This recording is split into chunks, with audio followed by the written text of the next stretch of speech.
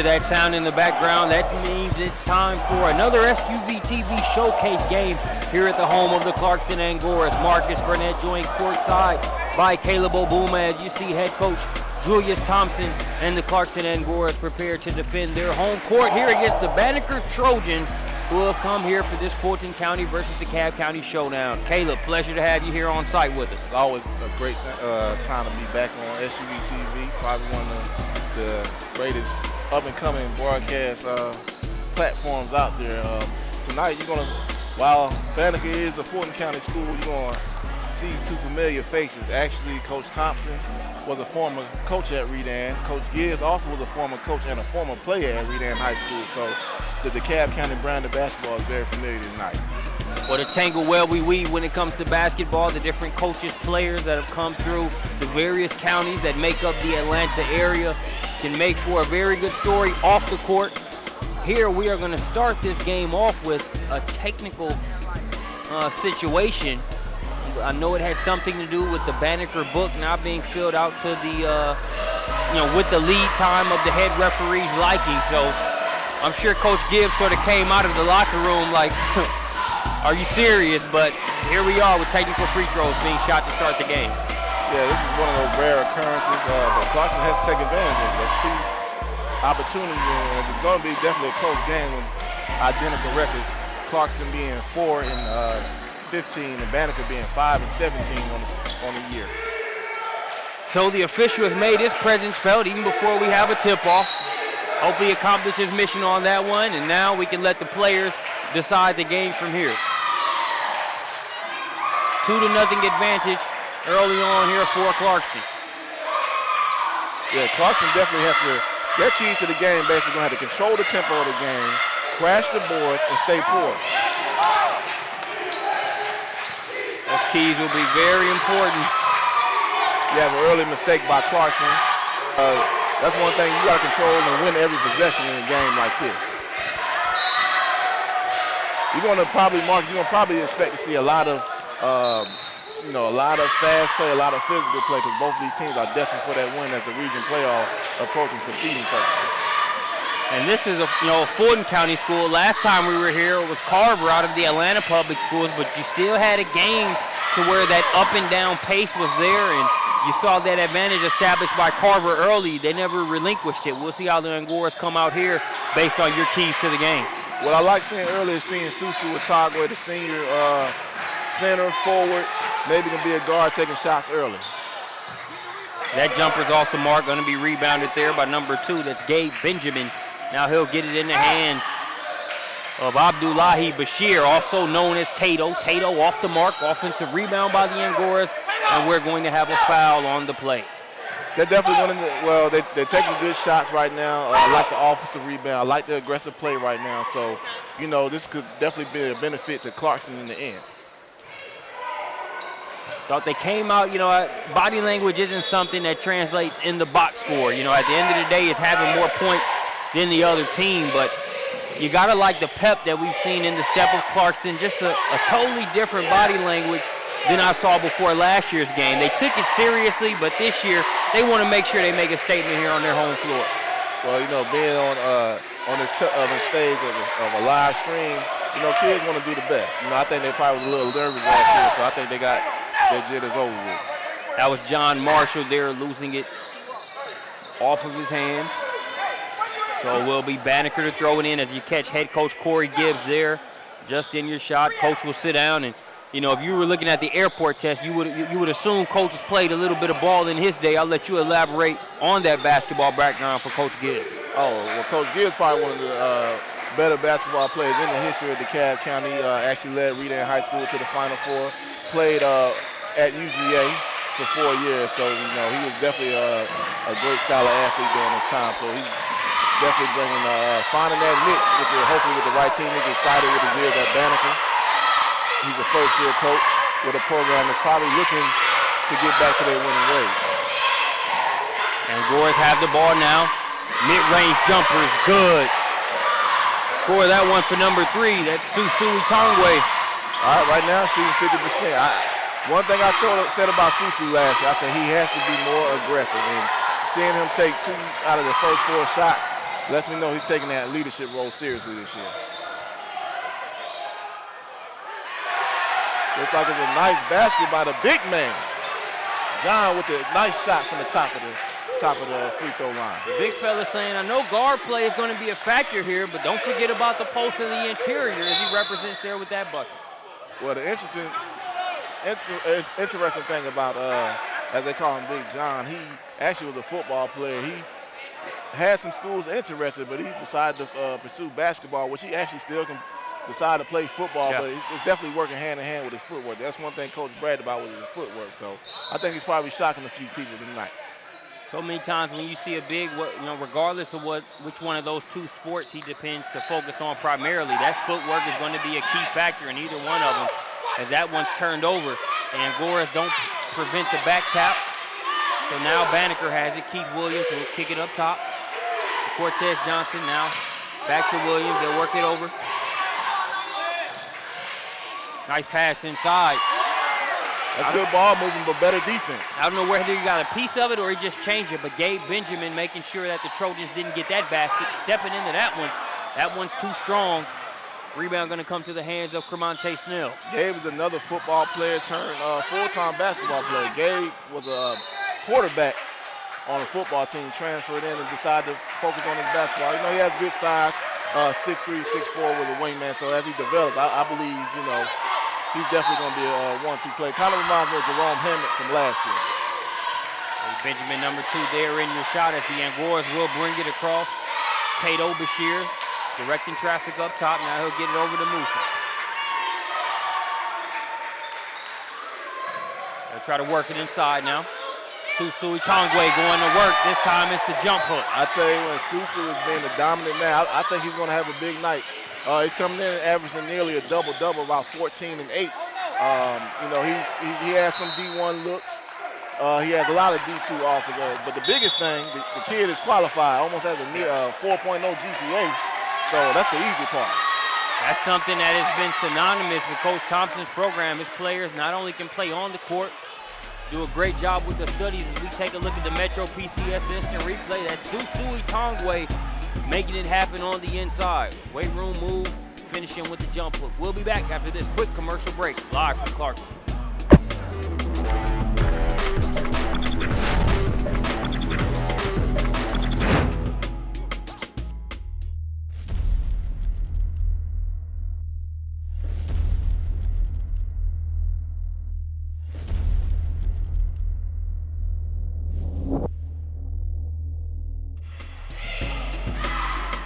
Back out of the timeout. One thing Coach really stresses the defense and holding the team scoreless right now, 8-0. That's what you can't ask for a better thing in a basketball game, holding 8-0.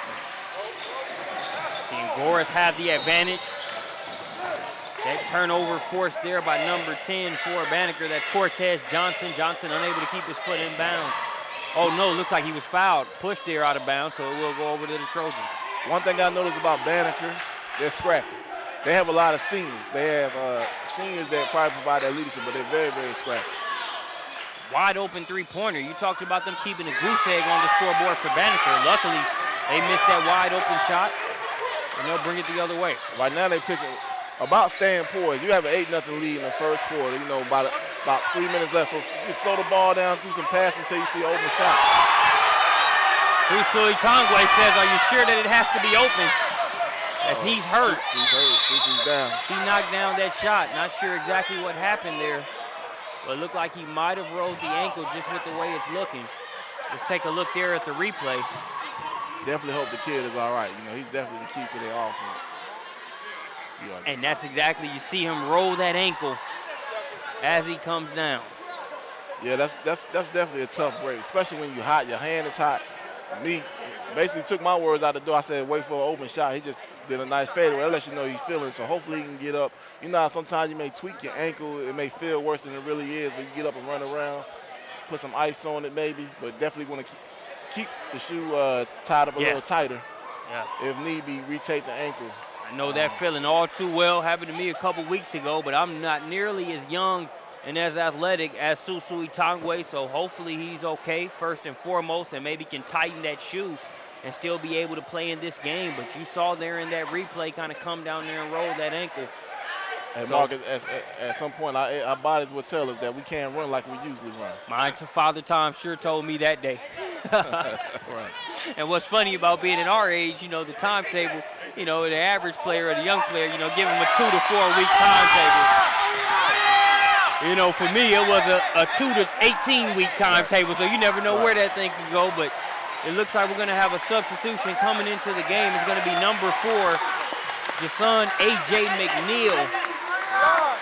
One thing about this gentleman right here, very explosive. A very explosive player, and he's definitely has added a good dynamic to Clarkson. So we definitely want to hope that Clarkson, that Susu can get back out there. Hopefully he does some jogging so he can get back out there. But definitely AJ, you know, they're probably going to go a little bit smaller, but they don't lose no athleticism, especially with AJ. Exactly, they probably get even a little bit more of a burst with this gentleman coming in the game off the bench. As Susu is trying to see if he can join his teammates back out there on the floor. You heard the eruption of the crowd. There is A.J. McNeil checked into the game. A.J.'s a transfer from Stone Mountain. He played at Stone Mountain last year, and he's definitely a really good kid, very manable, and I mean, when you see him play, he's very explosive. Maybe if he has a fast break, I can tell you it's going to be showtime. Coach Thompson has seen and coached a lot of good players. He labeled him as a high flyer coming into this matchup, so I think that kind of tells you about his athleticism when you look at the amount of basketball Coach Thompson has seen and being able to give him that sort of designation. And Coach Thompson definitely has seen a lot of basketball. He's almost like a high school version of Larry Brown. They'll try the three-pointer from the outside, off the back of the rim, offensive rebound. Mo Musa lays it in. Mo Musa, you know, with the good rebound, and actually a move to get the guy in the air. 12-2. Again, they're aggressive on the basketball. You see a guard get an offensive rebound, then actually get a putback in the paint. That's really encouraging. Good start to this game so far for Clarkson. You look at last year's SUVtv game, and while the energy and excitement was there, it wasn't the same amount of execution on the court to start that game. This time, they have the 10-point advantage. I don't expect them to rest on their laurels, but this start bodes well. Ice cream from the outside, and that one's knocked down by A.J. McNeil. I like the aggressiveness. They just got to keep it up, keep poised when they're in possession, because technically, the only basket they got is when they had a one-man advantage, you know. Nice shot there, as that one's going to be finished on the inside by number 1. That's Tavares Terry. You know, passing the ball around Court Clarkson out of place, but still the shot was contested.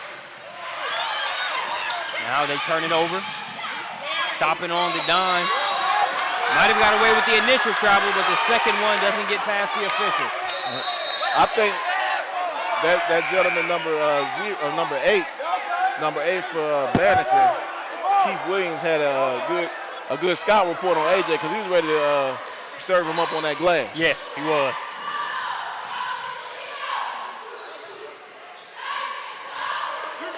So Clarkson will bring it across. You see that they pretty much look like they went to a 2-1-2 press. Got him on the. One thing about these young guys, they got to learn to beat the press, you got to pass out the press. Yeah. Once you got past that first guy, pass the ball, and you break the press. So I think that's why it's a good time to call a timeout. So we're going to have a timeout. We'll take one with them, but not before we look at this Metro PCS instant replay. Talk about the young fella, A.J. McNeil, checking into the game. Known for the boy-oings, but showing you he can knock down the three-pointer as well as that one rattles around and in. Well, if you look at the history of high-jumping guys, from the Vince Carters to the, I guess I could go back as far as like guys like Larry Nance, they develop a jump shot. You know, you're shooting high, you at the highest peak and you just get a good release. You know, you learn to hit those shots, so I think that's just a compliment to the game. You don't want to be known as that dunker. You want to also have other elements in your game that make you dynamic. Agreed. Great point there. Never want to be labeled as a one-trick pony, even if that trick can get a lot of oohs and ahs. The higher you go, the tougher the opponent. You got to be able to have your game translate when they take away what you like to do best. So Couldn't agree with that sentiment more. Trojans trying to come back. They'll get a chance to get it from the line. Well, looking at this offense a little bit, now I don't have the best basketball IQ in the world, but I am familiar with the type of offense they're running. Coach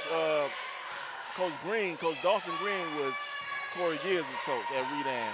It looks like a similar ball movement that they had that Coach Green learned from Coach Bird when Redan had some great basketball teams. So sometimes you want to, put that pedigree with and probably mix it up a little bit with some of the new stuff,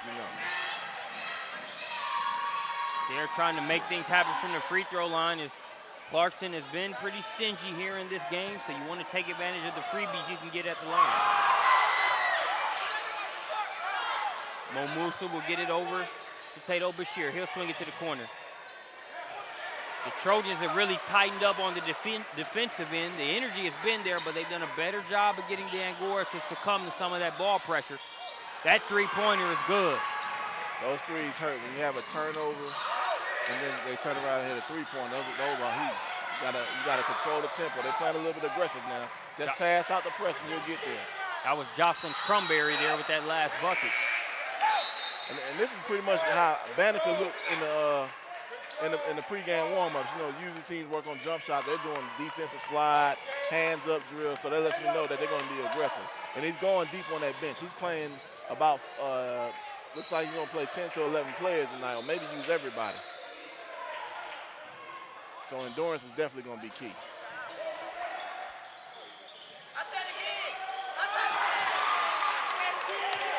Another three-pointer. A.J. McNeil. This guy's hot. When you got two of your top guys shooting at a high percentage, it definitely bodes well, but you got to take care of the ball, to have a better outcome overall. Ball lost, a lot of Angoras around. The one that comes out with it is Bashir.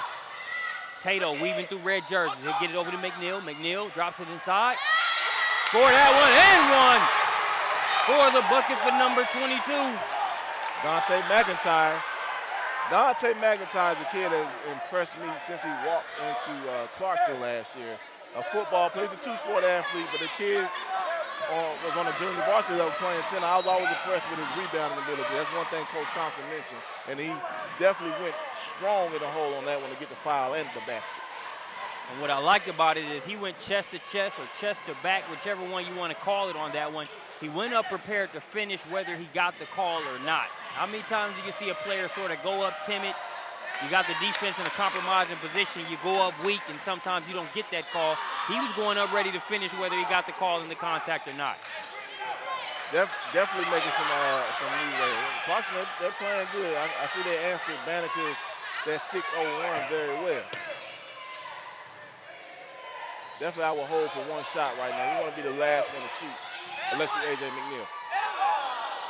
That one's off the back of the rim, and that is going to do it here for the fourth quarter. Appreciate you joining us here on SUVtv. We will be back with second quarter action after this quick break.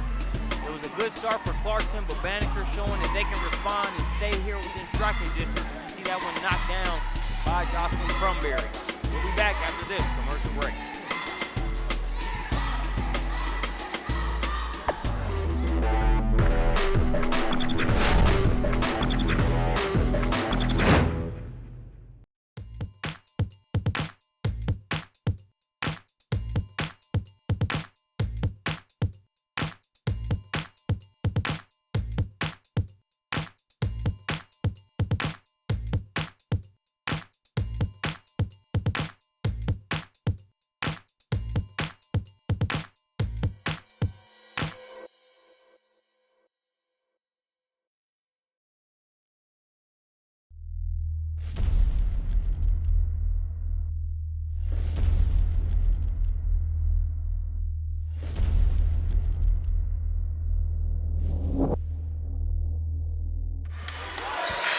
And welcome back here for second quarter action. It's 20-8.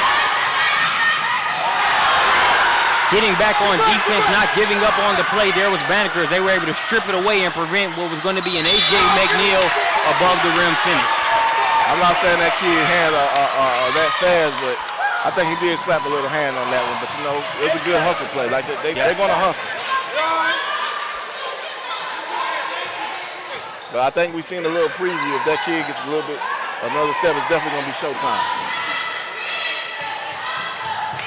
So we're going to have a trip to the free throw line coming up now for McNeil. Snell cannot get the first free throw to go.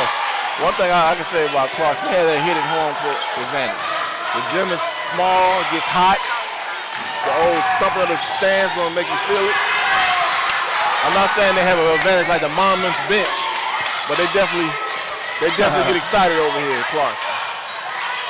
As that Monmouth bench has become the golden standard for not only supporters there on the bench, but just student section and support as well. As we're going to have a foul there on the play. Looks like it's going to go against number 34, John Marshall.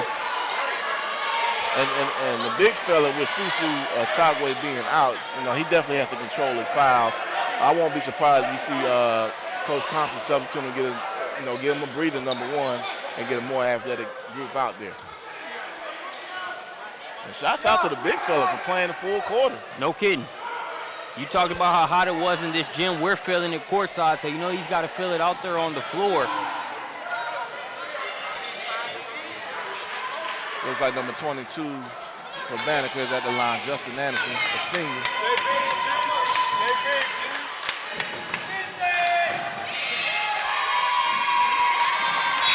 Anderson can't get that free throw to go. One thing I always stress in high school, or just even the pros, free throws. Free throws, free throws. Free throws and layups. Those are two key essential pieces to the game of basketball. You got to make those. High percentage. Got to be able to have them. They won't make ESPN, but a big factor in terms of that final score. They really add up over the course of a game. Indeed.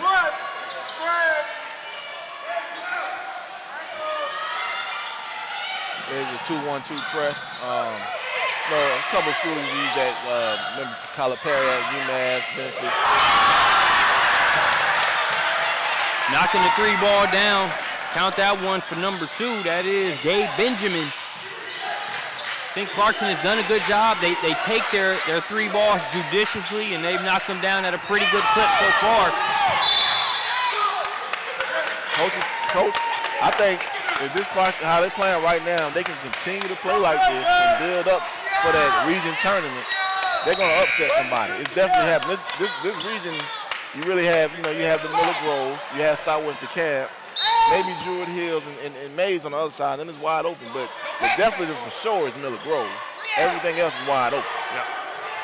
And Coach was talking about how, at this point, that's where they've shifted their focus. Obviously, they want to win game by game, but they're trying to prepare for the region. They defeated Martin Luther King, MLK there for the first time in school history, 56-53. They also played Miller Grove tough here at home, actually taking the lead 10-3 in the first quarter, but for now, they're focused on this one. Mo Musa with the good basket. They're playing unselfish ball.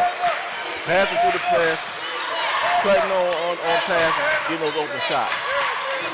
That's why the lead is expanded continuously in double digits. Now 25-8. And another thing, you're not ready for Coach Thompson's matchup zone defense. It's definitely confusing the kids.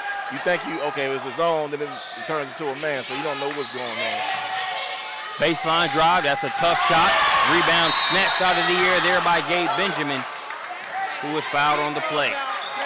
Banneker is shooting at a very, very low percentage because all shots are getting contested, which is definitely what Coach wants his team to do. No freebies being given on the inside, and the three ball has been falling. That one's off the mark there by McNeil. Yeah, McNeil, like I said, they're aggressive shots, but I think he may have hesitated for a quick second, but hey, keep firing that ball up, young man. If it's wide open, take it. Maybe do a pump fake, go to the rack next time. I think obviously, it's a balance to it. You want to be able to use discretion, but sometimes you got to be able to let your players play and flow. When the energy is good, you can't overthink it. I look at it like a player like a Russell Westbrook who can be very polarizing at times. He's going to have some bad shots. He's going to have some turnovers. He's going to have some fireball plays. But I'll take the reward over the risk any day with a player like that. You say, Russell, what about J.R. Smith? Yeah. He's gonna have you scratching your head but celebrating at the same time because when he's on, he's on. Exactly. A.J. McNeil, you looked at that last shot miss. It's that same kind of push that let him go coast to coast there on that last play as he makes it 27-28. Nice response there by Banneker. Number 22, Justin Anderson, get a rebound and take a quick shot, but it's a good shot. They're going to need senior leadership from him in this type of setting. You're on the road. It's a team that is playing you tough. The shots haven't fallen as much as you would like them to. Anderson able to knock down a big three there.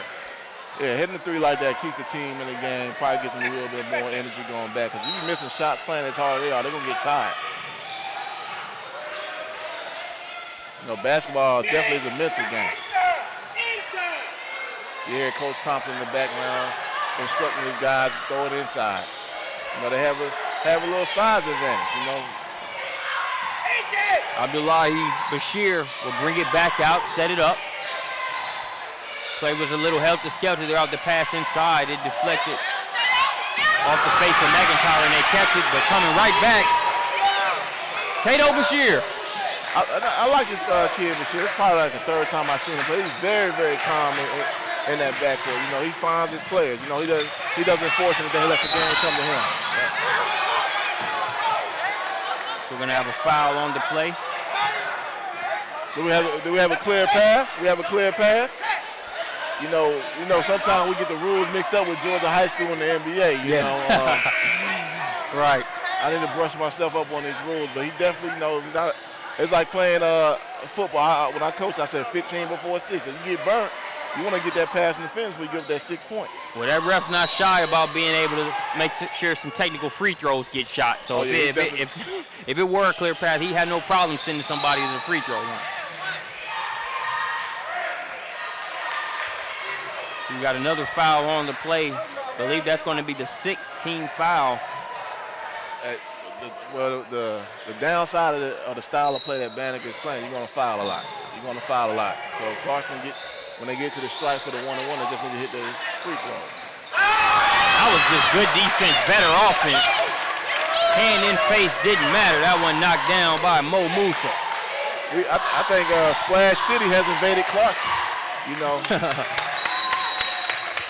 This probably been the biggest offensive output I've seen in Clarkson in a while. You know, they're really aggressively scoring. You know, they're really known for their defense and keeping the score low, but they're well on their way of having a nice high score for the evening. And it hasn't just been one guy, like you mentioned. Mo Musa knocking down that last one.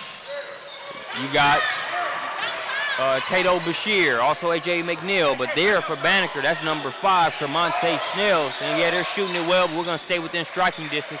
He gets a bucket inside. Yeah, they caught Clarkson sleeping on the rebound or on the inbound play. Nice old stack, caught him sleeping. But another aggressive play leads to 2 free throws. Now they're in the 1-on-1, but Mo Musa going to the free throw line, shooting 2. So Mo Musa, he'll get these from the charity stripe. We take a look at the last score there for Clarkson. You see Musa with a lot of space. They closed out. They did a good job to recover, get a hand in face, but by that time it was too late. Unless you got some long guys to contest the shot, it's almost like a clear shot, but hey, you gotta sometimes, like I said, as a mental guy, knowing that guy's coming under you, but way to concentrate on that three-point shot. That one, he had a foot on the line, so it was just a two-pointer there on that last one, but still a good shot. He was going for the three, but just had to get it, catch it, and get it off so quickly. That foot came in. He's good on that first free throw, and splashes the second one as well. So Marcus, tell me this. If the refs need to come through SUVtv to check out a replay for something that's contested, even though it's not Georgia high school, I think we had the technology to do something. We got them covered. That's a good benefit to have, whether they take advantage or not. We got them covered if they want it. You know, I got a couple of red flags in my pocket. I know it's a different sport, but I can throw it out there to challenge. I'm sure Belichick wishes he had a couple of those or some challengeable plays there, but the Broncos shut them down the other night. Oh, yeah. Definitely going to be a good game with Super Bowl Sunday. Impossible to talk Atlanta sports without some sort of mention of Cam Newton, as that's what the Broncos will face there in the Super Bowl. I'm sure we're going to see some sort of dab tonight on this basketball court.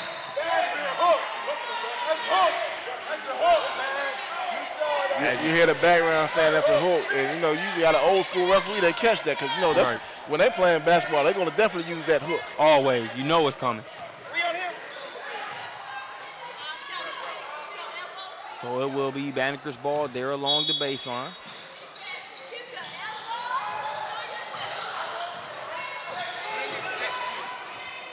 Just under the 3-minute mark left to play here in the second quarter.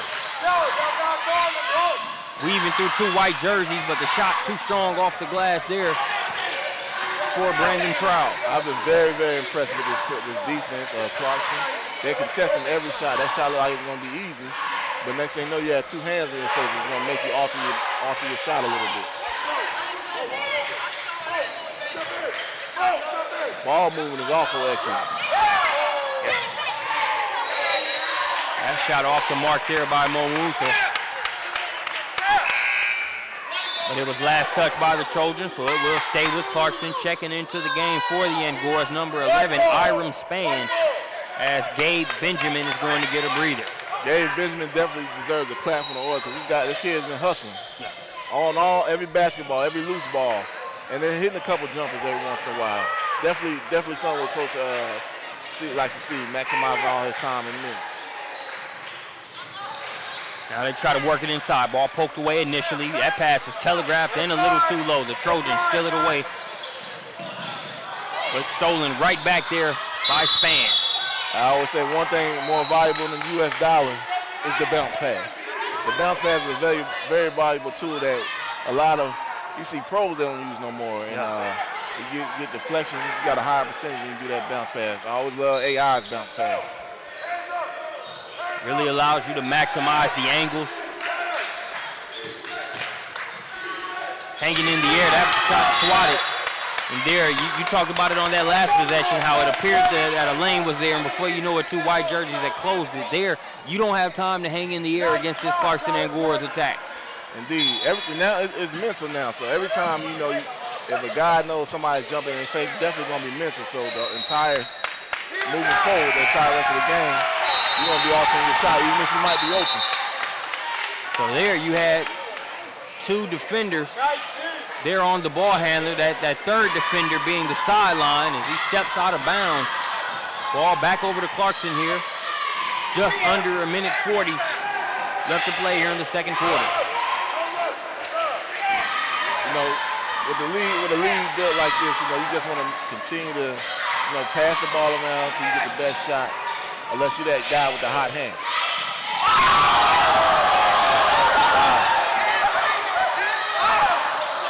This crowd ready to erupt at that Bashir 3 landed. Even though he didn't hit the shot, I love to see that replay. It's one of those Kyrie Irving type of plays right there. He thought you had him and he pulls it back on the string. Mid-range jumper, no good. Rebound pulled out of there by Span. Span gonna get it to Momusa. Momusa's on the team. The kid is explosive. I think he's just starting to scratch that surface of potential. He's definitely on the way. Now they get it to McNeil. McNeil, he's been productive for the Angors off the bench since the injury to Susui Tongwe. I definitely want to check on Susu. What do you do as a coach? If you're up big, you need your big guy down there. So do you rest him? So that's one of those things that Coach Thompson has to decide. McNeil with the crossover, the shot, no good. Rebounded there by Cremonte Snell. Well, he got him off his feet, one thing, so that wasn't a bad shot. But hey, when you're playing defense like that, you can take shots and risk like that.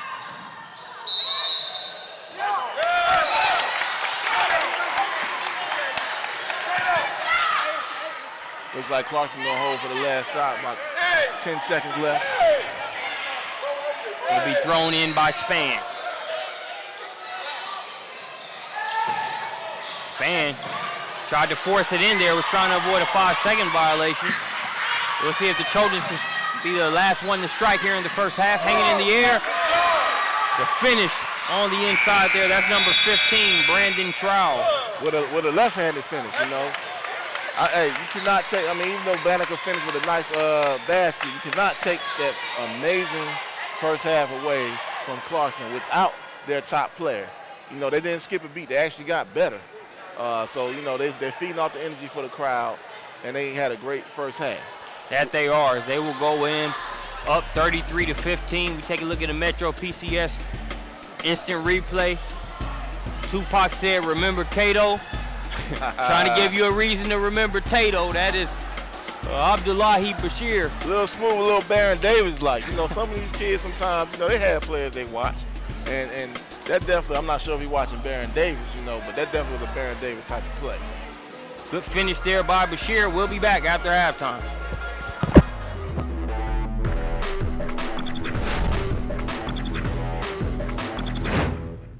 Are you sure I'm seeing okay? Well, let's check. What do you see? $30 a month, period.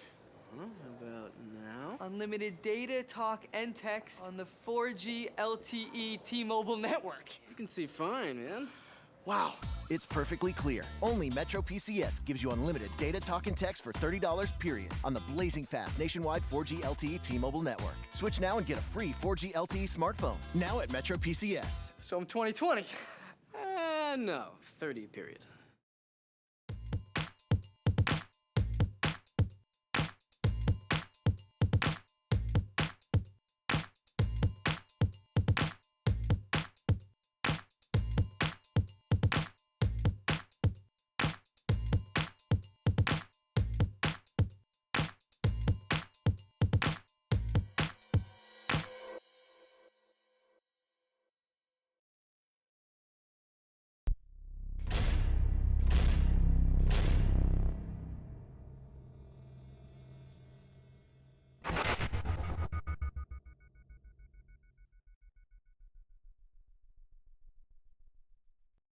Seconds inbound pass to Marbury as he works on the defense of Johnson, dribbles by Robinson, takes it to the baseline, running jump shot, good! 2 seconds left.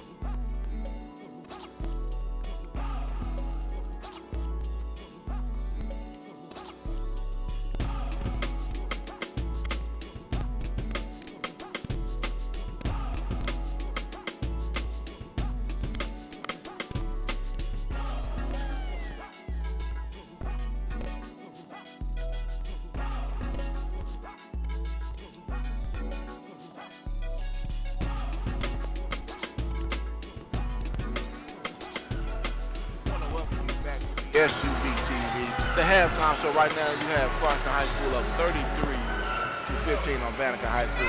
And we have a special interview we want to do. Last year we brought out Coach Etienne of the Clarkson Angora cross-country team. One thing about this cross-country team, they're becoming a brand all over the world. Indeed. All over, I mean, the stories hit and they're going viral. So I'm going to let the assistant coach, Dion Hester, who's been very instrumental in the growth and development of this program. So just so everybody can know that Clarkson, they're coming off their second consecutive Class 5A state championship. Indeed. So basically this year was a little different from last year. You know, you was kind of expected, not really expected, but you had a senior-led team. But this year, you know, let's talk about this team this year. Yeah, this year, Coach Etienne, first I'm going to say Coach Etienne wanted to apologize for not being here in attendance tonight, but he did have some other issues to attend to. But we work hand in hand. But yes, this year we called it Christmas this year because we really didn't know what we would have.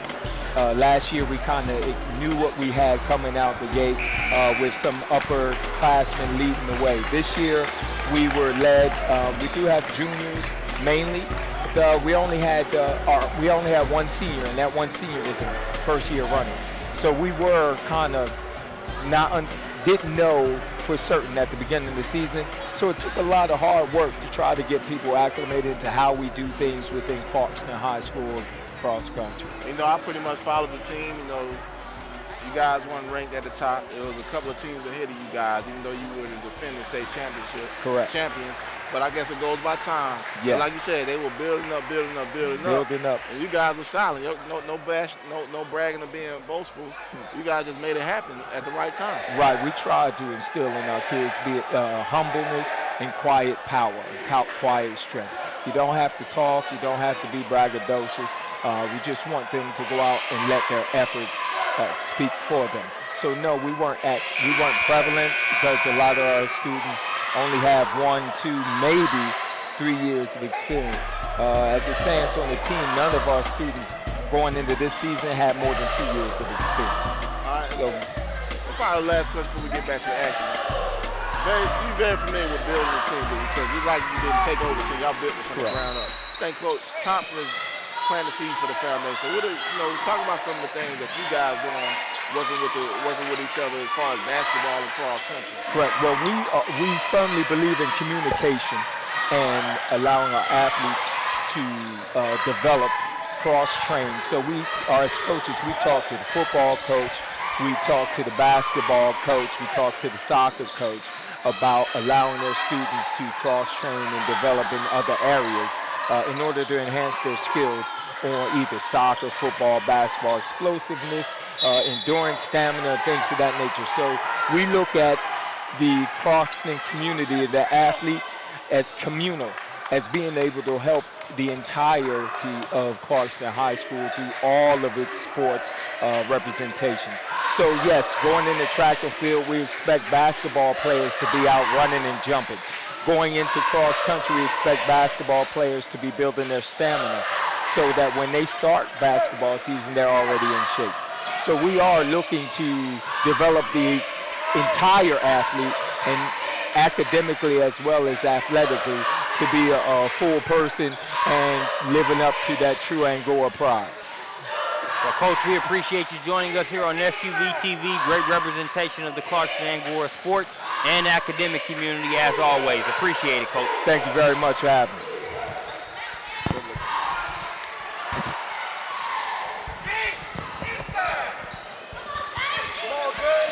And welcome back here to the second half. Marcus Burnett joined back by Caleb Obumba. And every time I come here for a Clarkson Angora basketball game, I'm amazed by the endeavors and the achievements of other aspects of this athletic program here for Clarkson and just the support that they provide here on the court.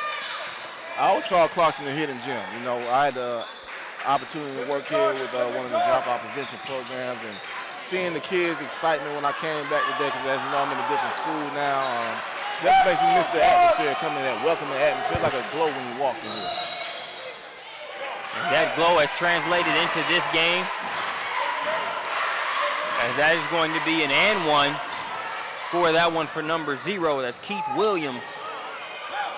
Williams makes it 17-33, and you talked about your keys to the game coming into it. How would you assess Clarkson's performance based on those keys? Oh, they definitely got a AAA. They exceeded on all levels, but the key thing is that what they don't want to happen is getting relaxed.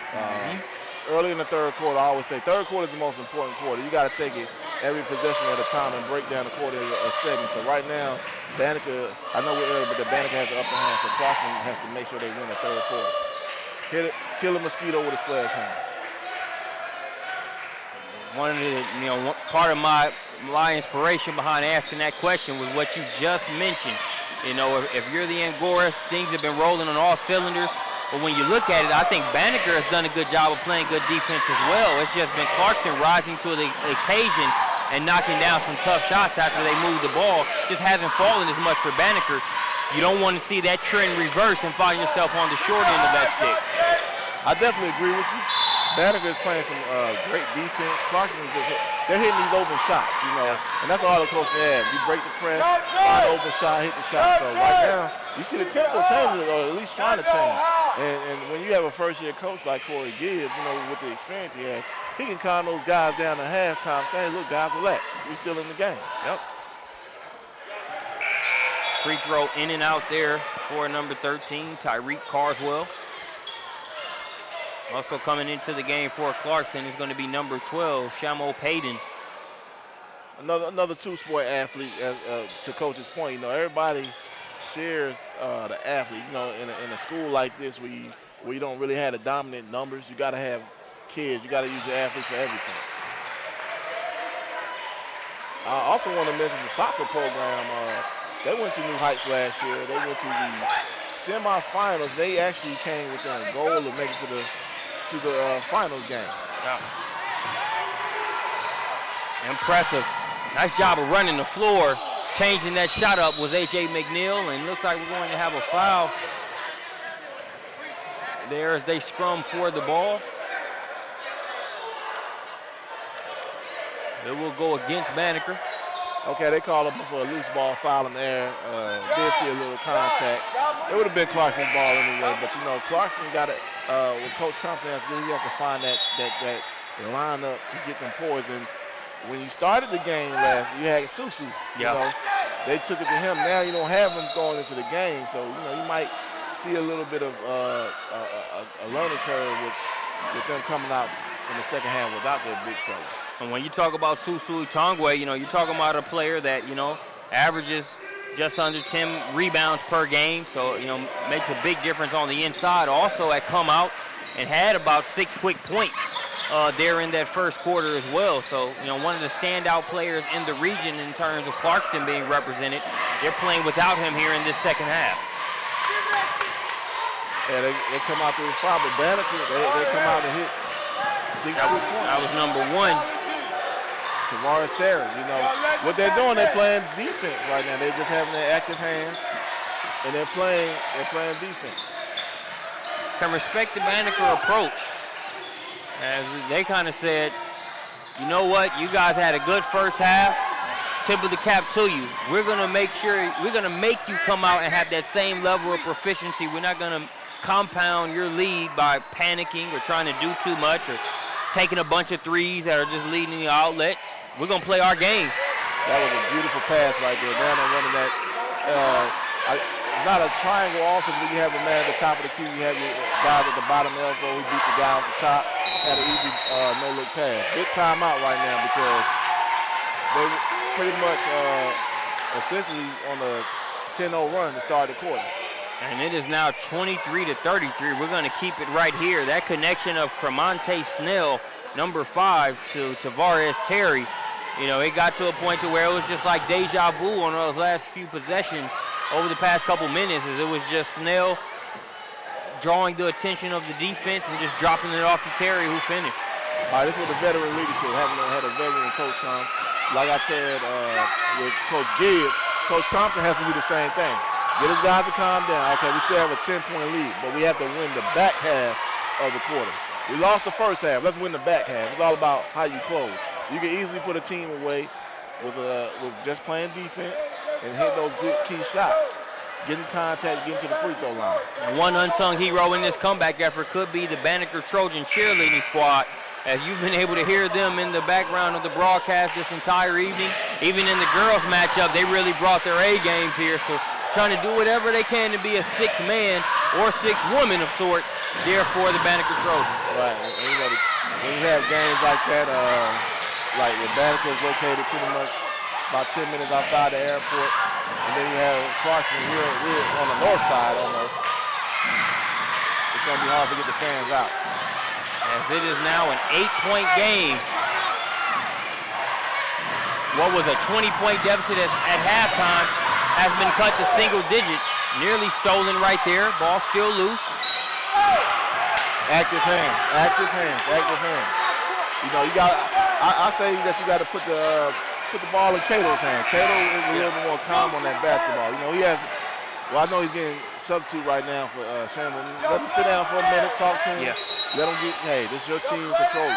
Because it has been an uncharacteristic stretch for him, and you see this substitution now. Coach Thompson trying to convey that fact to him. We'll see how Clarkson responds. Mo Musa has it now. It's tipped away. Both players go to the deck to get it. And it's going to, we'll see what the ruling is. Looks like he's going to rule the ball at Clarkson on that dive, but I tell you what, looks like the refs are letting Banneker be aggressive. You know, you see some hand slaps here and there.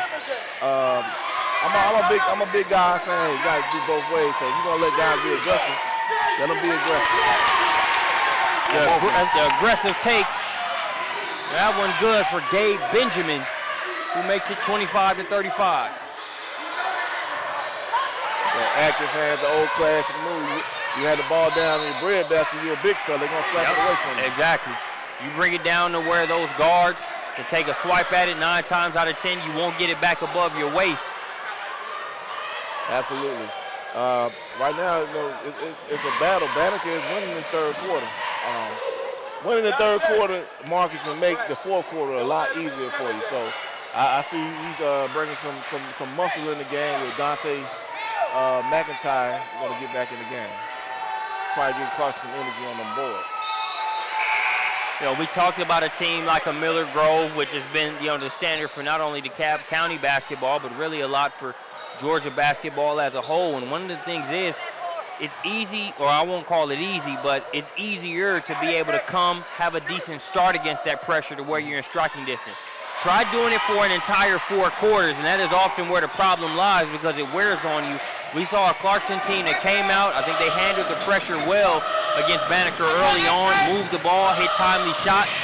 Since then, the well is dried up, and we're seeing them sped up a lot more than they were in the first half. Nice rebound. You see Mo Musa on a follow from actually a good shot that just rolled out the rim. So that's what they need. Guards, rebound, and everybody playing all in. So Mo Musa able to get the blue collar bucket there, making it 27-37.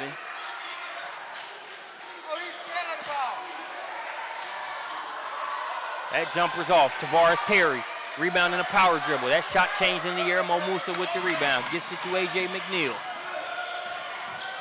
We approach the 2-minute mark, going to be a foul against Banneker. He put that body in there. Other than that, was a clean steal. Maybe if he, remember, that's why coaches always say you use the feet. He stopped trusting his feet and went for the reach. Got the foul called in. As coach in the background saying, don't intimidate, don't be intimidated. That's exactly. You know, yeah, Banneker has a team full of seniors. You have mostly seniors, a few juniors, so, you know, that leadership is starting to come, or that experience starting to play a factor in. We'll see how the Angors respond. A.J. McNeil with it. Risky pass there, and it's going to be broken up. Did you see how fast those guys attacked that pass? Man,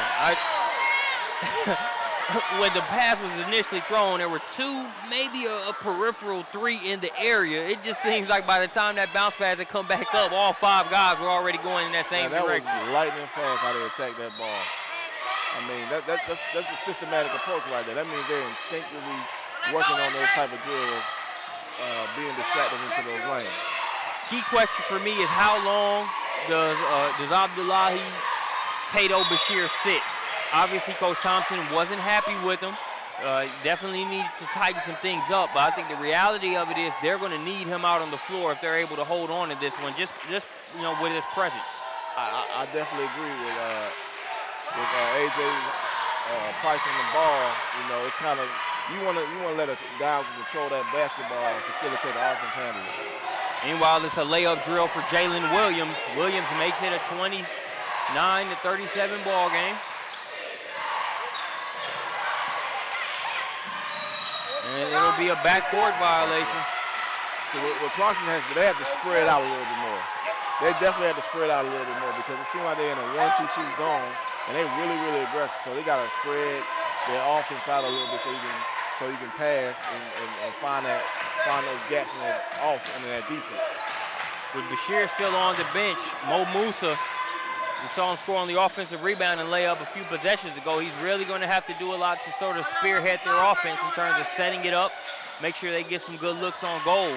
That elbow jumper off the mark, rebound by Dante McIntyre. And Clarkson's offensive output has slowed down slightly, scored about 23 points in the first quarter, and they're up to 37, so it's 14 points since the first quarter. McNeil, nice pass inside to McIntyre. McIntyre wanted the chance for the three-point play the hard way, misses it, but he will get a chance to go to the free throw line.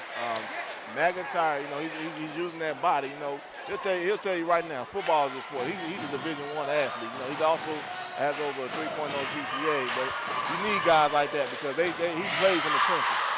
One of the things I liked about that play is you saw A.J. McNeil, while he hasn't helped them respond to this pressure as much as you would like to in terms of being as careful with the ball, he's going to play hard.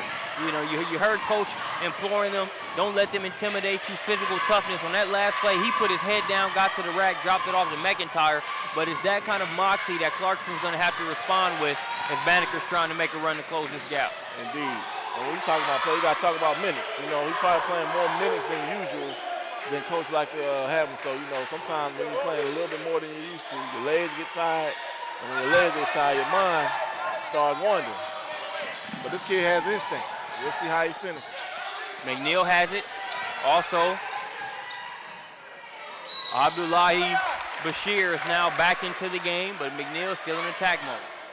Oh, yeah, he definitely has that radar on.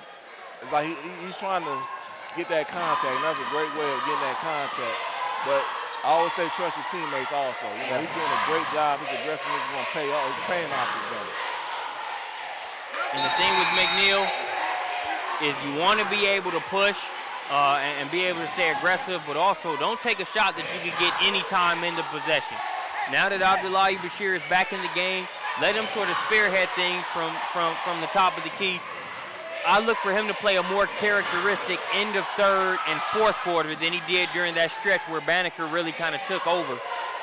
So if you're McNeil, do what you do, but make sure you let that catalyst in terms of bringing the ball up the floor and setting it up be Bashir, because that's their strength.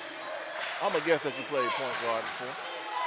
Well, I was more of a two guard, but I know what it takes to for a point guard to play the position well. I don't know what position you list him as, but I do know he's got a bucket that brings him back to within 8 points. That's number 3, Jalen Williams. You see Coach Thompson getting on the guy right now. All right, AJ has to get the ball to Bashir. He definitely has to get the ball there. It was a risky move that he did. Luckily enough, the gentleman kicked the ball because it ultimately was a turnover. It'll be thrown in by McNeil. Try to give him as much time as possible for Bashir. Bashir going to lose the handle. They throw it up. And that is going to do it. Looks like Bashir bumped knees with the player. Right now, you look at Banneker, feel they have momentum right now. They feel they can come back. They cut a lead from 20 points to 8. So right now, Clarkson got to get in closing mode. And they got to find a way to protect the basketball. Right now, I'm thinking in my mind, I'm going to shot Clarkson in high school basketball. So every possession, if I take 45 seconds instead of 24, that's going to give Banneker less time. And if I hit half those shots that I make and continue to contest those shots, I'm going to prevail. Got to hit those free throws. It's going to definitely come down to free throws. Got to be able to hit those, and the narrative on offense it's changed dramatically twice for Clarkson. It was move the ball around, respond well to the pressure, knock down timely shots. Since then, Banneker has cranked up the defense, and it's changed into turnovers being a bigger problem for Clarkson, but also not being able to get good shots on goal. You know, it's not like Clarkson is taking a bunch of shots and missing them. You're seeing some of the turnovers prevent them from even getting a chance to get a good shot on goal. So I think they have to get back to that.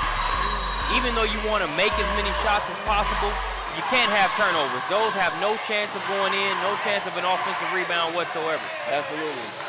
And I heard you say this before, you know, you got to definitely control the tempo of the game, you know, and we got to give Banneker credit for coming back, fighting hard. That's a high degree of difficulty shot, but it's still knocked down on the inside. That is number 0, Keith Williams, the senior. If you look at the court right now, you see 4 guards. I don't think there's only one guy over 6 feet on Banneker's team right now. So he's playing with his most athletic team right now. That's scrappy, getting rebounds. Long rebound going to be chased down. As you saw a little bit of an exchange there between Tyree Carswell and Monte Snell. Like, man, I got the rebound. Not in a selfish way, but you can see how valuable each possession is to Banneker and how important those defensive rebounds are, trying to limit Clarkson's opportunities. Snell is definitely their aggressive player. He's not looking to score. I guess right here he was, but he's getting those rebounds and getting that body on guys on the paint right there. Williams going to drop it off to the aforementioned Snell. Snell leaves it short. And we're going to have a foul there on the inside. Looks like Shamian Lewis left his feet and was able to allow them to get a foul. But you know, this is what we expected. I know Clarkson got out real big, got a nice 20-point lead early, but finally Banneker got their poise. You see, they stayed aggressive. But I think it's going to be a dogfight into the end. That it is, and I think what's so frustrating for Coach Thompson right now is, you know, he's trying to coach his squad, but certain things, your players just have to be able to kind of go through that challenge on the court. You know, you talk about some of the analogies and some of the comparisons to the pro level. You look at a Greg Popovich, and I saw a quote where he said, you know, I only get X amount of timeouts. I don't get, 20 timeouts over the course of a game. So there's a time to where you got to, level set and adjust on court. You know, there's nothing I can do essentially from a coach's standpoint. I think you're seeing one of those stretches there for Clarkston. You got to be able to have the Bashirs, the McNeils, the Mo Musas show that leadership and be able to find a way to plug this hole in the dam. Absolutely. Funny you mentioned Pop. Pop is definitely one of my favorite coaches of all time. I don't think he gets enough credit, for doing what he's been doing for that long. It's amazing. But Clarkson just got to, both teams, is going to get back to those 3 things. Win the battle of the boys, stay poised, and protect the basketball. Control the tempo. Those three keys to victories are going to really carry Clarkson through. But another side note, you're looking at the future of Clarkson basketball because Susu is the long seam that's on the team that gets a lot of minutes, and right now they have to really grow up right now. So this is one of those things that Coach Thompson should use as a motivator. For those that might just be joining us, Susu Atongwe, the standout player here for Clarkson, just a strong presence on the interior on both ends. Their leading rebounder had a 22-point record for Clarkson, a 22-rebound game earlier in the year versus Dunwoody. They're without his services here in the second half, twisted that ankle, has been inactive since. Clarkson just trying to find a way to get this victory without the services of one of their most influential players. He definitely was on the way to a big night. He was 3 for 5 within the first 2 minutes of the game. He's definitely on the way to a big night. There was nobody that can guard him tonight. That free throws missed. A.J. McNeil brings it across the timeline. Over to Bashir. Now that's what's tough right there and might prompt the substitution. Strong move by A.J. McNeil. He says assess the situation after the fact. I've got somewhere to be. Is you going to see that strong bucket? We talked about him attacking.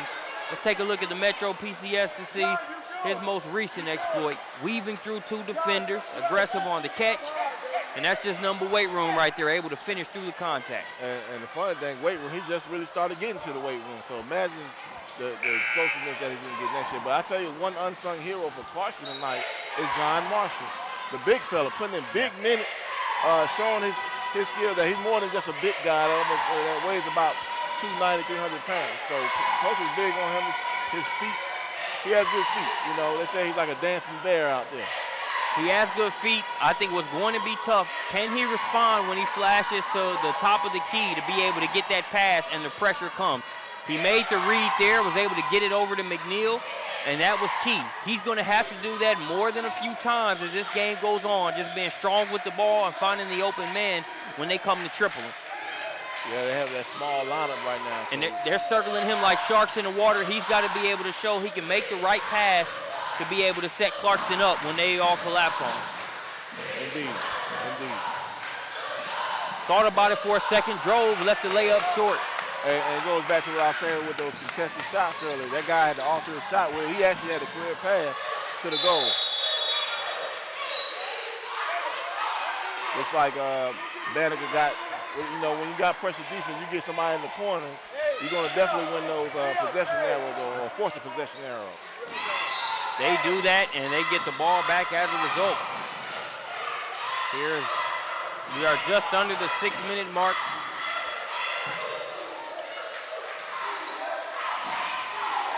The key thing is contesting. Put your hands up, be aggressive if you want to close.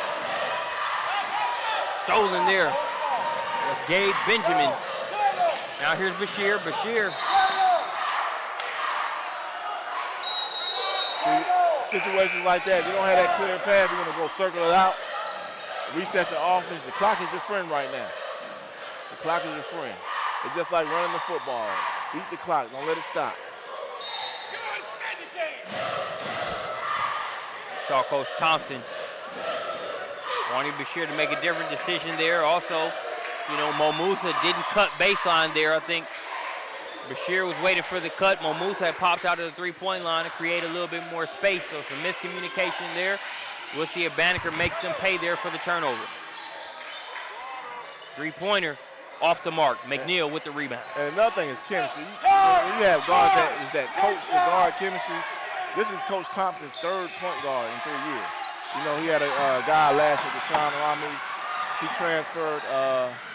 So you have another guy, you know, Coach Thompson, he's old school. You know, he's the next man up. So, but this guy, Bashir is young. You know, so hopefully he'll have at least 2 more years with him. And you wouldn't have to, you know, he can be a coach on the floor.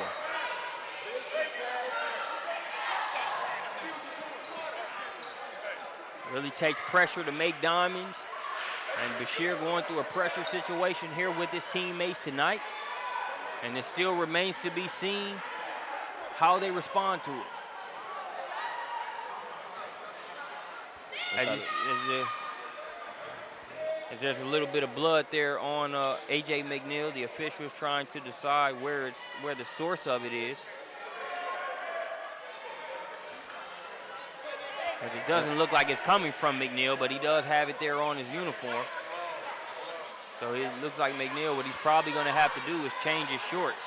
Looks like SUVtv has been a team play. He's going to give him his shorts. But how those shorts going to fit with Susu being 6'5" and AJ being 6'1"? Might have to double that drawstring, tie that drawstring as tight as possible. Think about the Fab 5 days. You know, I think they're going to fit just fine on him. Right. Well, that's Tangwe. That just kind of shows the type of player he is on the floor because he didn't have to be told, give him your shorts. He was listening to the situation, saw that he was going to have to swap those shorts out, and he was already hopping up to go make the transfer before the coach had even said anything. So that just kind of shows you how he's still locked into this game despite having to watch here instead of being on the floor with his teammates. And this kid really, he probably going to have to miss, he hasn't missed no plays because it's that quick, so he can do a quick sub right back into the game.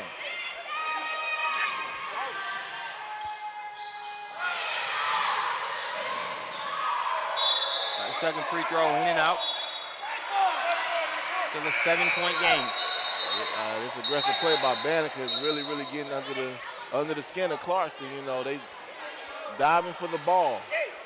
The little small things, hustle plays.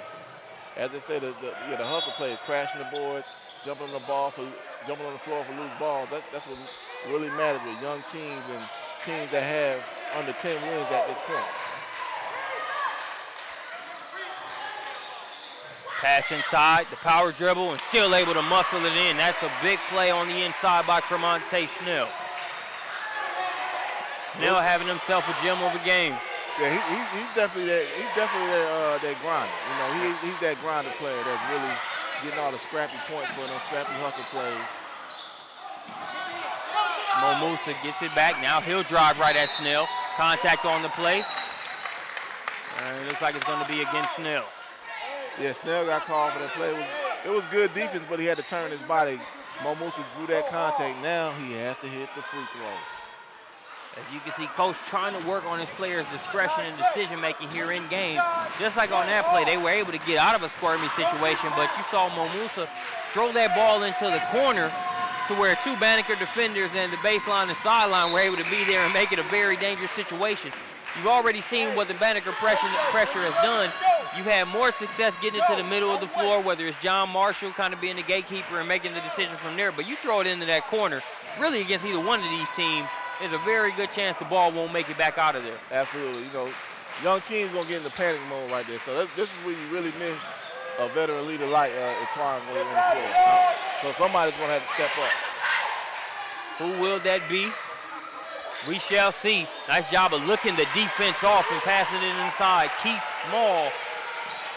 He basically baited Benjamin to step to the man without ball and left the man on the inside wide open for a layup.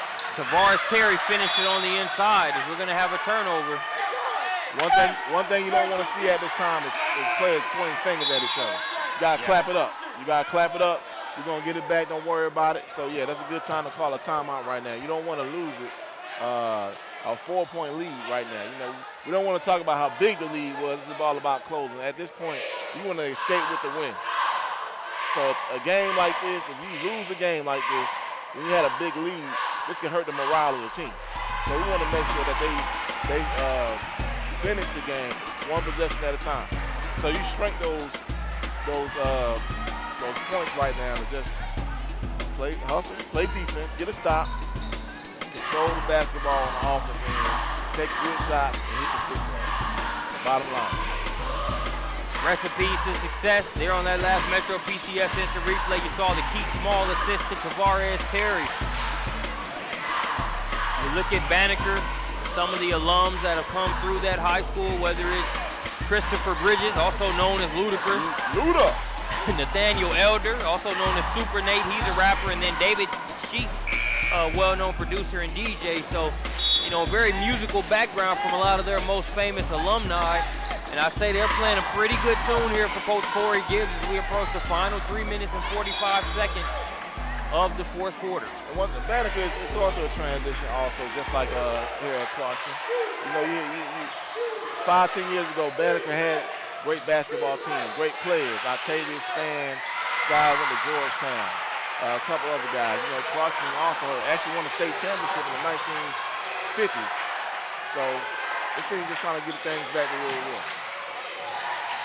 And it is now a 2-point game, one-possession game. Banneker and the Trojans have pulled to within one possession, and that's a turnover there by Clarkston. You have to find somebody that's going to hit a shot. You know, right now, you know, teams are desperate. You got to find that guy. I think right now, Price and Musa, with the help of Cato, could definitely help this team get the victory. They just got to put everything together and play defense, because right now they're just getting out hustled in the second half. One thing you can't coach is that determination. No, you can't. And it's just like, you know, I mentioned the fact that body language, it has no column in the box score, but it makes a total difference right now. You saw Banneker, even when they were down 20, a certain way that they carried themselves to where they knew they weren't out of the game, and as they continued to dwindle and knock away at that lead, they just had a body language of, we don't know when we're going to close this gap, but at some point in time, we're going to close this gap. And I think if you're Clarkson, you got to respond with, there's no way in the world we're letting you guys take this win out of DeKalb County. Absolutely. And you can look at the body language from the bench to the stands, and then you look at Banneker stands, you hear him loud. That's Banneker in the background here. Yeah. you got to continue to, I hate to be cliche, you got to continue to protect your house. Have to. Have to. It's more than an Under Armour slogan.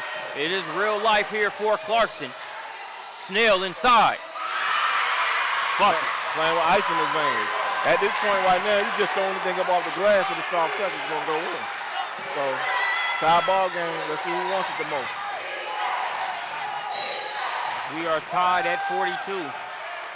But this what confuses me right now. You know, these guys have been playing aggressive like this the entire game. Now you want to call it. Right. You know, you can confusing the players. You confusing the coaches. Right. Consistency is key. That's all the players and coaches are asking for. As commentators, we're asking for it. Pretty sure you guys that watching at home are doing the same thing. You know, I'm always gonna be hard on the referees. I'm that Kendrick Perkins type of guy. I never fouled nobody in my life. McNeil has it stolen. No bucket on the other end, but there you have the first lead of the game for Banneker. Who other than Tavares Terry? Hustling. Got to get that one right now. And see, and here's what we talked about with McNeil. He's going to go to the free throw line here, and you take some of that risk when he plays aggressively, and he gives you the reward of that energy, but it's tough because you saw a crucial possession last play where he tried to drive right at 4 red jerseys, had it stripped away. Here he puts his head down and they go to the free throw line, but it's still not the type of frequency you want to have your team to rely on in terms of him just putting his head down and bowling over. You even saw an exchange between he and Bashir as Bashir is doing a better job of recognizing, look, we got to slow this thing down, get better opportunities. Absolutely, absolutely. It's one of those things, man, if you drive that, you're going to have an open guy because everybody's coming at you. So if you drive, somebody rotates down to the paint, that's an easy layup. Set it up for the next shot. Got the home bounce there on the free throw. Well, I think those guys thought it was a one-on-one where, you know, he's going to shoot 2. But free throw key. Got to hit your free throws. And you talk about free throws, they're out there without Susu Itangwe, the 6th best free throw shooter in the county or in the region. A.J. McNeil, pretty decent free throw shooter as well. He ties us up at 44 apiece. Now play defense.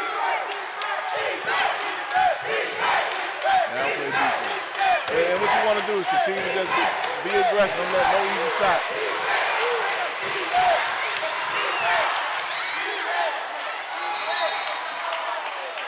Looks like we're going to have a foul on the play. Well, the gym is so loud you can't even hear the whistle. You can't even hear the whistle. But they're calling the hold.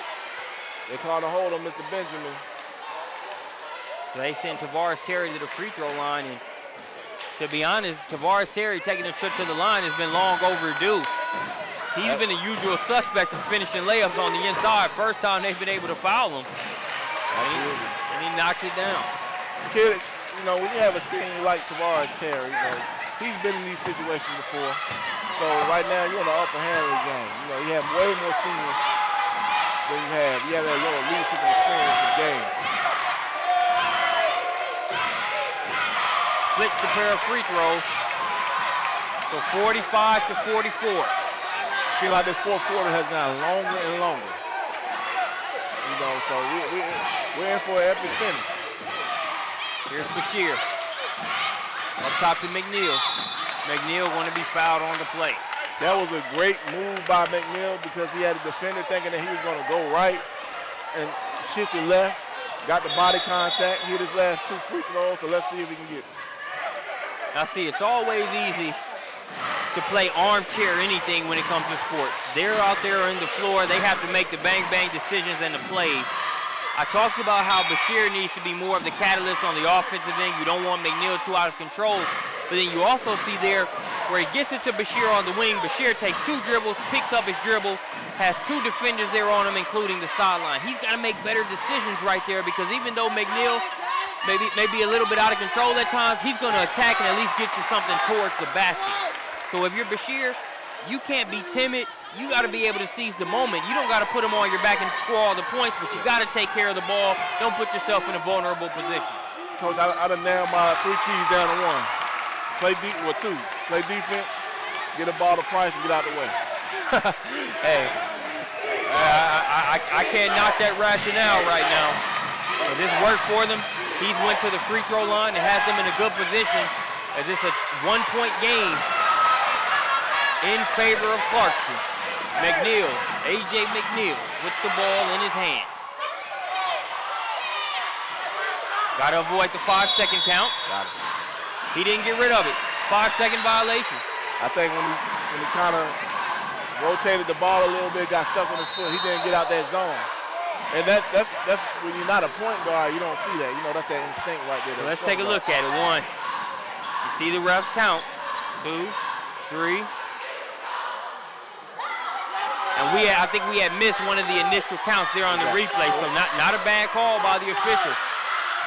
It might have been 5 seconds. I think he started counting when the guy had face guarded him a little bit. And what you had to do once you see it, you actually got to break his defensive stance, or you just got to find a wide open guy. You know, one thing I'm not seeing, I know I said get out the way, but we got to have more cutting going on. Yeah. Maybe a pick or two. You got to have more cutting going on. 46-45, if you can just sense it with Coach Julius Thompson. Feels like he had a wasted opportunity. Indeed, it was. Indeed. But you got to play defense. That was good defense on the last end. I think they should have called the guy for over the back, but they still were able to get the ball. As we are approaching the final minute mark, a 1-point advantage for the Clarkston Angora. And now we're going to have a turnover by Banneker. And sometimes you get favor. You know, that's basically a favor play. Turn the ball right back over. I think coach is going to lose his last. I think it might be his last timeout. It's a full timeout. I'm not mad at that. I'll take that, but you always got to get that in-down pass right now. What you're doing is allowing a good defensive specialist to set up a defense right now that's going to cause a turnover on a young team. So it's one of those 50-50 plays. Give him time to draw up a play. So look at me. One thing we can't see right now is coach actually getting back into player mode and demonstrating. Yeah. Whereas Coach Thompson right now had the team in the huddle, getting them together and telling them how to finish. It's more of one way is mental, the other way is physically strong. So we're gonna see which one will prevail. Nice to see both coaching styles. I mean, and this is what we came here for. We wanted to see a good game, and we've been given just that. Where the sponsors at? This is a straight value right here. This is actually a value game. Yeah, you know about the top 10 teams, but we got to feature everything in Georgia. You know, Georgia's a talented basketball state. We have so many high schools, and sometimes everybody don't have the opportunity to get featured. So I love the opportunity of SUV affording schools like a Clarkson, like a Banneker, the opportunity to showcase their team in the players. Couldn't agree with you more. Marcus Burnett joined by Caleb Abuma. Clarkson and Banneker on the floor in a dogfight as we approach the final minute of the game. A.J. McNeil, he's been the pick to click for Clarkson. Now he'll get it over. Here's Bashir. He'll get it to McNeil. McNeil fouled on the play. Got him on a reach-in. It was very close. I've never seen nothing like that. It was you had Benjamin standing almost at the top, just standing there, setting a ghost pick. But AJ was running around. Hey, it worked. I don't question something I don't know nothing about. As A.J. McNeil, he's 5th in the region when it comes to free throw shooting percentage. 2 crucial ones coming up here at the line. Good on the first. You know, as a young player, especially a player with his manager, I'm sure kids dream about, hey, I want to be that guy that closes the game. You know, and he's being poised right now. Like I said, he's poised. I think this is 5. That was free throw number 5. Free throw 5. You know, free throw number 5 put him up too. That one in and out. There's Snell. Snell got away with the travel. But it comes back away, pass ahead to Bashir. Bashir gonna be fouled on the play. Snell not happy with the call at all. Snell feels like it was cleanly. He's got to watch it before he picks up a technical as his teammate there, number 10, Cortez Johnson, goes over there and intervenes before Snell gets a technical. Speaking of technicals, the first technical of the game, 2 points, was awarded Wow, I had forgotten about that. I had totally forgotten about that. And I think they actually thought about, hey, we gave him a technical. That definitely should have been a technical. He's in the guy's face. Man, that wasn't no foul. You know, I don't get mad at the guy. He really made a good hustle play. He felt that he got all ball. You know, but you gotta keep your composure. You have to. These are kids at the end of the day. So I really commend them. As hard as I am on the stripes, I commend them for not calling technical on that play. Agree. That's the thing. I'm hard on officials as well, but one thing I can realize is that it's tougher to do their job in the heat of the game situation, you know, as tough as things can be.